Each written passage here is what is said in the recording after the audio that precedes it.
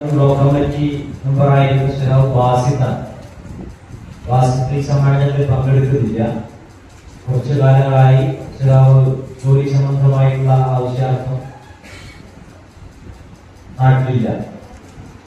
എങ്കിലും സോഷ്യൽ മീഡിയയിലടക്കം വളരെ സജീവമായി നമ്മുടെ രാഷ്ട്രീയം ഉയർത്തിപ്പിടിച്ച് നിരന്തരമായ പ്രവർത്തനങ്ങൾ ശ്രീറാവ് സംഘടിപ്പിച്ചു വരികയാണ്.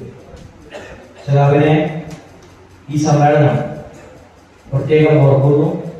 കഴിഞ്ഞ കാലങ്ങളിൽ കുളമുക്ക് ഡിവൈഎഫ്ഐയുടെ മേഖലാ പ്രസിഡന്റായി, മേഖലാ ഭാരവാഹിയായി, മേഖലാ കമ്മിറ്റി അംഗമായി, യൂണിറ്റ് ഭാരവാഹി എന്ന നിലയിൽ വളരെ മികച്ച പ്രവർത്തനം ഏറ്റെടുക്കുന്ന കാലങ്ങളിലാണ് അദ്ദേഹം ജോലി സംബന്ധമായി നാട്ടിൽ നിന്ന് പോകുന്ന ഒരു സാഹചര്യം ഉണ്ടായത്. ആ ശ്രാവിനെ ഈ ഒരു അവസരത്തിൽ പ്രത്യേകം ഡിവൈഎഫ്ഐയുടെ ബ്ലോക്ക് കമ്മിറ്റിക്ക് വേണ്ടി ഓർമ്മിക്കുകയാണ്. മറ്റൊന്ന് ശ്രീറാവ് അഭിലാഷ്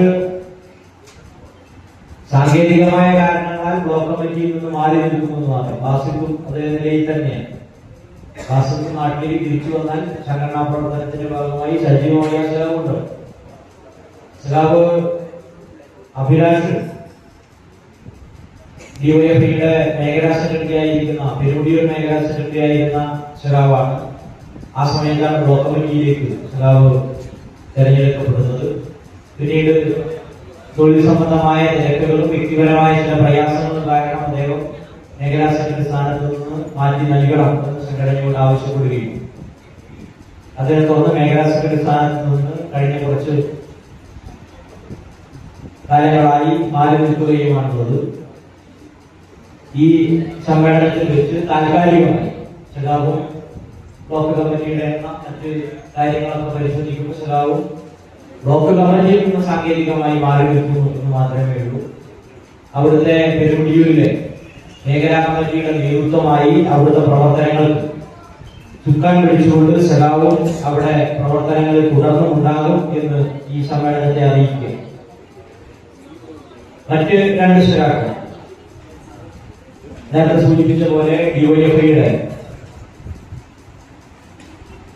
മെമ്പർഷിപ്പിലേക്ക് 2010 എത്തിച്ചേരുകയും കാരക്കാട് ഡിവൈഎഫ്ഐയുടെ യൂണിറ്റ് സെക്രട്ടറിയായി 2015 ഡിവൈഎഫ്ഐ മേഖല സെക്രട്ടറിയായി കാരക്കാട് പ്രദേശത്ത് 15 മുതൽ 2023 വരെ മേഖലാ സെക്രട്ടറി, പ്രസിഡന്റ് എന്നിങ്ങനെ വിവിധ ചുമതലകൾ വഹിച്ചു. നമുക്കെല്ലാം അറിയാവുന്നതുപോലെ പ്രതികൂലമായ ഒരു രാഷ്ട്രീയ കാലാവസ്ഥയുള്ള കാരക്കാട് വളരെ പ്രയാസമേറിയ സംഘടനാ പ്രവർത്തനം നടത്തുന്ന കാരക്കാട് പ്രദേശത്ത് ദീർഘകാലം ആ കമ്മിറ്റിയുടെ സെക്രട്ടറിയും പ്രസിഡന്റും അവസാന ഘട്ടത്തിൽ ട്രഷറർ അടക്കമുള്ള വിവിധ ചുമതലകൾ ഏൽപ്പിക്കുന്ന ഏത് ചുമതലയാണെങ്കിലും അത് ഏറ്റെടുക്കുന്ന നിലയിൽ ആ പ്രവർത്തനങ്ങൾ സംഘടിപ്പിച്ച ശ്രീറാവ് 2016 കൊപ്പം സമ്മേളനത്തിൽ വെച്ചാണ് ബ്ലോക്ക് കമ്മിറ്റി അംഗമായി തെരഞ്ഞെടുക്കപ്പെടുന്നത്.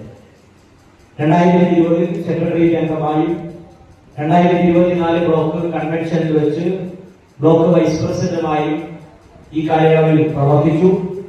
നമുക്കെല്ലാം അറിയാവുന്നതുപോലെ സമീപിക്കുന്ന ഒരു മനുഷ്യനോടും ഒരു നിലയിലുള്ള മുഷിപ്പോടുകൂടി സംസാരിക്കാൻ വളരെ മാന്യമായ ഭാഷയിൽ, സൗമ്യമായ ഭാഷയിൽ നമ്മളോടെല്ലാം സംവദിക്കുകയും പരിചയപ്പെടുന്ന ഓരോ മനുഷ്യനോടും സംസാരിക്കുകയും ചെയ്യുന്ന കഴിഞ്ഞ തദ്ദേശ സ്വയംഭരണ തെരഞ്ഞെടുപ്പിൽ ഇടതുപക്ഷ ജനാധിപത്യ മുന്നണിയുടെ സ്ഥാനാർത്ഥിയായി കാരക്കാട് ബ്ലോക്ക് പ്രദേശത്ത് നമുക്ക് ഒരു നിലയിലും വിജയിക്കാൻ സാധ്യതയില്ല എന്ന് രാഷ്ട്രീയമായി തിരിച്ചറിവുണ്ടെങ്കിലും അവിടെ എന്തെങ്കിലും ഒരു സാധ്യത ഇടതുപക്ഷത്തിനുണ്ടെങ്കിൽ അവിടെ നമുക്ക് നിർത്താൻ വേണ്ടി കഴിയുന്ന സ്ഥാനാർത്ഥിയായി ശ്രീറാവ് അൻസാറിനെ അദ്ദേഹത്തിന്റെയും നമ്മളുടെയും പ്രധാനമായ ഇടതുപക്ഷം തിരഞ്ഞെടുക്കുകയും ചെയ്തു.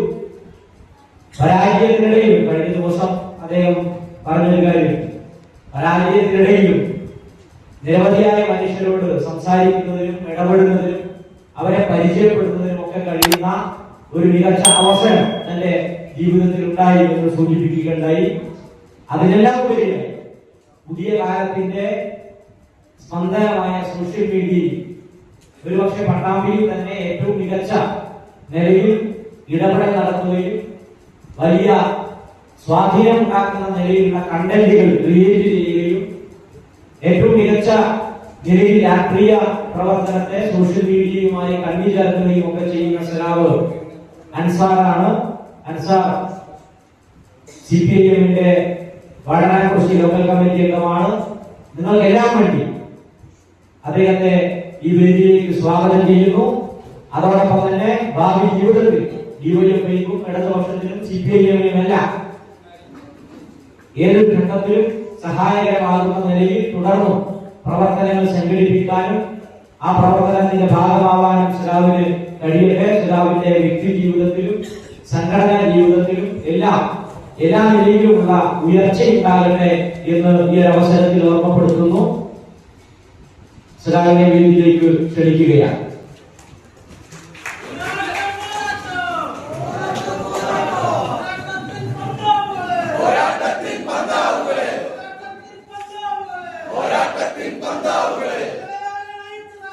ഞങ്ങൾ